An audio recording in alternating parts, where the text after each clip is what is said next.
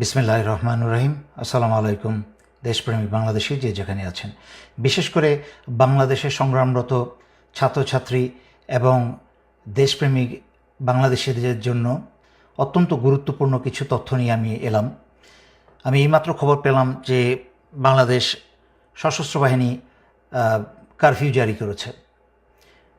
আমি দুটো বিষয়ে কথা বলবো, খুব মনোযোগ দিয়ে শুনবেন এবং যেভাবে সম্ভব এটা বাংলাদেশিদের মাঝখানে ছড়িয়ে দেবেন, বিশেষ করে ছাত্রীদের মাঝখানে। প্রথম কথা হচ্ছে, কারফিউ বাংলাদেশে বহু হয়েছে আগে। কারফিউটা এখানে কোনো বিষয় নয়। বাংলাদেশের স্বাধীনতা যুদ্ধ থেকে আরম্ভ করে পরবর্তীতে 90-এর এরশাদ পতনের সময়ও কিন্তু কারফিউ জারি হয়েছে। কারফিউ দিয়ে কিন্তু কোনোদিন কোনো অত্যাচারী সরকারের পতনকে থামানো যায় নাই। এবং এমনকি 2007-8 সালেও কিন্তু কারফিউ জারি হয়েছে। তখনও কিন্তু সেনাবাহিনীর অফিসারদের কিছু বলস ছিল, কারণ যেভাবেই হোক, নাটকীয়ভাবেই হোক, রাজনৈতিক তথাকথিত নেতাদেরকে এবং চোর বদমাশদেরকে কিন্তু জেলে ভরেছিল। কিন্তু এখন তো সেনাবাহিনী অফিসারদের কোনো বিচিই নেই, বলসই নেই। এবং বর্তমানে সেনাপ্রধান, গত লাইভে আমি ভদ্রভাবে ওনাকে বলেছিলাম দেশ এবং জনগণের পাশে দাঁড়াতে। যদি উনি জরুরি অবস্থা জারি করতেন তাহলে সেটা দেশ এবং জনগণের পক্ষে হতো, কারণ জরুরি অবস্থা জারি করা মানে হচ্ছে স্বৈরাচারী শেখ হাসিনা আর ক্ষমতা নাই। কিন্তু আমি যতদূর শুনেছি কারফিউ জারি করা হয়েছে। এর পিছনে ছোট্ট করে আমাকে একটু ব্যাকগ্রাউন্ড বলতে হয়। এই বর্তমান সেনাপ্রধান জেনারেল ওয়াকার স্বৈরাচারী শেখ হাসিনা আত্মীয়। তার কিন্তু লেফটেন্যান্ট কর্নেল হওয়ার যোগ্যতা ছিল না। ওনার শ্বশুর সেনাপ্রধান হয়েছিলেন, সেই সুবাদে স্টাফ কলেজ করে এদিক ওদিক করে ওনাকে আমি অনেক অল্প বয়স থেকে, মানে মেজর অবস্থা থেকে ওনাকে আমি চিনি। সাদা মানুষ ছিলেন, তেমন কোনো ব্রেইনওয়ালা মানুষ না। কারফিউ দিয়ে বর্তমানের বাংলাদেশের ভয়ঙ্কর পরিস্থিতি থেকে দেশকে সামাল দেওয়ার মতো ক্ষমতা এবং যোগ্যতা কোনোটাই ওনার নাই।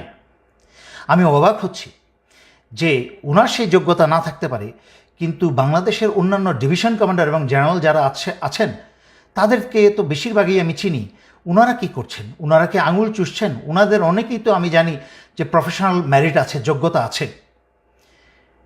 সাহসিকতা না থাকতে পারে তারা তো এই সেনাপ্রধানকে বলতে পারতো যে আপনি জনগণের বিরুদ্ধে যাবেন না।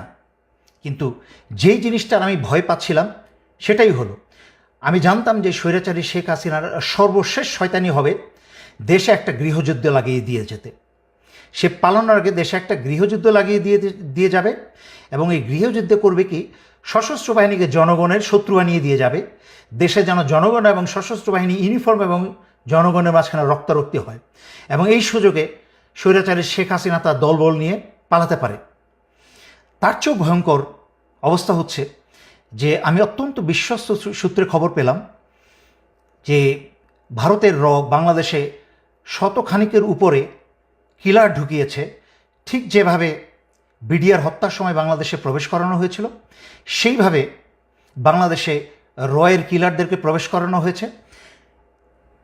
শুধুমাত্র বেছে বেছে শনাক্ত করে করে ছাত্র নেতাদের এবং অন্যান্য নেতাদেরকে তারা টার্গেট করে হত্যা করার জন্য, ছাত্রলীগ, যুবলীগ, পুলিশ এবং রয়ের সেই সব খুনি মিলে যা হয়েছিল 2009 সালে বিডিআর হত্যার ঘটনায়। এবং আশ্চর্যজনক মিল পাবেন, 2009 সালে এই বর্তমান সেনাপ্রধান 46 ব্রিগেডে তখন তার পোস্টিং ছিল।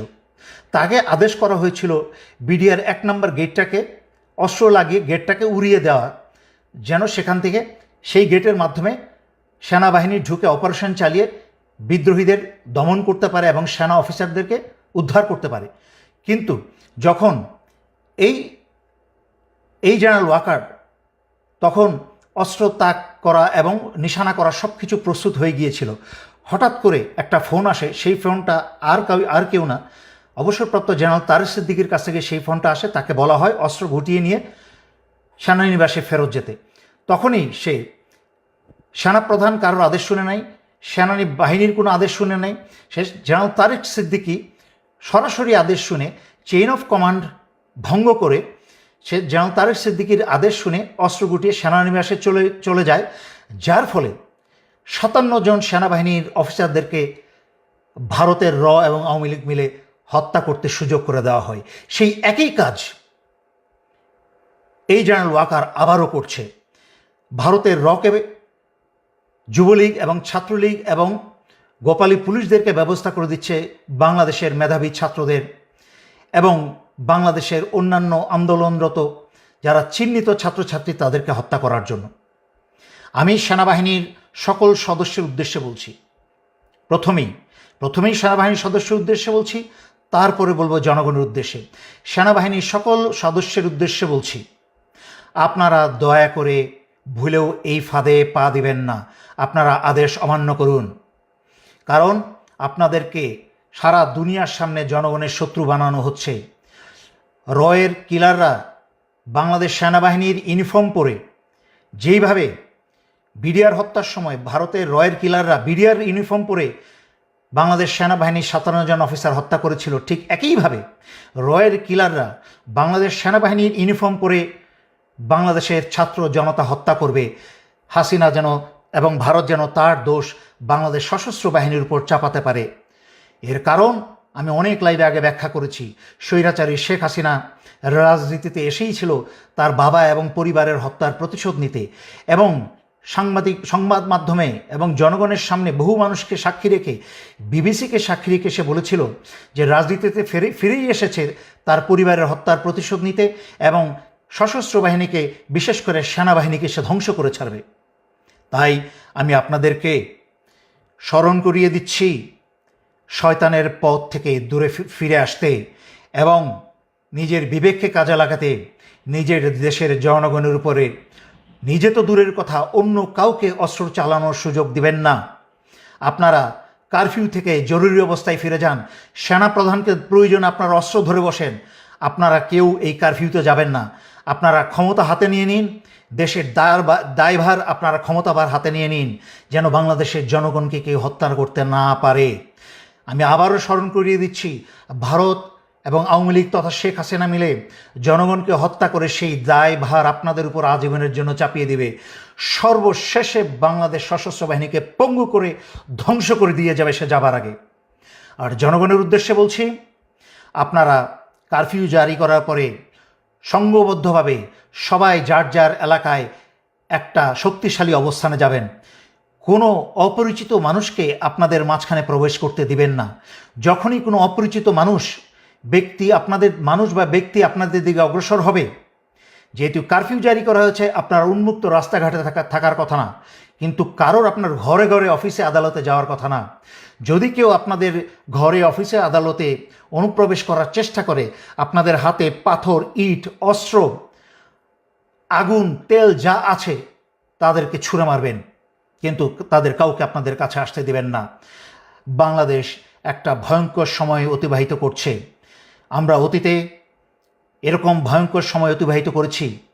1971 সালে যখন কোনো যোগাযোগ মাধ্যম ছিল না, যখন রেডিওতে কান পেতে খবর পেতে হতো, যখন একটা মানুষ থেকে আরেকটা মানুষের মাধ্যমে খবর যেত অনেক দিন পরে, সেই সময় যখন পাকিস্তানি হানাদাররা বাংলাদেশিদের হত্যা করে চলেছিল, তখনও কিন্তু সেই অবস্থা থেকে বীর বাংলাদেশিরা উত্তরণ করে বাংলাদেশকে স্বাধীন করেছে। এর পরবর্তীতে 1990-এ স্বৈরাচারী এরশাদের বিরুদ্ধে আন্দোলন করেও তখনও কিন্তু কারফিউ জারি করা হয়েছিল, কিন্তু স্বৈরাচারের পতন ঠেকিয়ে রাখা যায় নাই। কিন্তু তখন ভারত থেকে এরশাদ যত খারাপই ছিল, কিন্তু ভারত থেকে কাউকে এনে বাংলাদেশিতে হত্যা করার জন্য আনে নাই। এই কুৎসিত পিচাচ শুধুমাত্র হাসিনার পক্ষেই সম্ভব। এই চরিত্রহীন কুৎসিত মহিলা, তাকে এবং তার আওয়ামী লীগকে যেখানে পাবেন আপনারা ধ্বংস করবেন, এবং তার পুলিশকে। আমি আর কথা লম্ব না করে সশস্ত্র বাহিনীর প্রতিটা সদস্যকে আমি স্মরণ করিয়ে দিচ্ছি, বাংলাদেশে গৃহযুদ্ধ লাগাতে যাচ্ছে স্বৈরাচারী শেখ হাসিনা। সমস্ত গণহত্যার সমস্ত দায়ভার আন্তর্জাতিক মিডিয়াতে, দেশে বিদেশে সব জায়গায় আপনাদের উপরে আসবে, যেহেতু ভারতীয় বাংলাদেশের সশস্ত্র বাহিনীর ইউনিফর্ম পরে জনগণকে হত্যা করার চেষ্টা করবে। আপনারা এখনই সচেতন হয়ে যান, সরকারকে উৎখাত করুন, যুবলীগ, ছাত্রলীগ সব জেলে ভরুন, এবং বাংলাদেশ থেকে রকে গুলি মেরে মেরে রাইফেলের বাট দিয়ে আঘাত করতে করতে আপনারা দেশ থেকে বের করুন।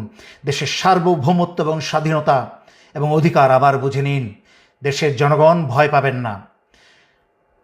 সমুদ্রে পেতেছেন শয্যা, শিশিরে কি ভয়, রক্ত দিয়েছেন, হার মানবেন না। যদি এখন হার মেনে যান, রক্ত যা দিয়েছেন সব পানিতে জ্বলে যাবে। মনে রাখবেন, যারা রক্ত ঝরায় তারা ইতিহাস পরিবর্তন করে। এখন আমাদের ইতিহাস পরিবর্তন করার সময়। আল্লাহ আপনাদের সকলের সহায় হন এবং আল্লাহ বাংলাদেশ এবং বাংলাদেশের জনগণের শত্রুদের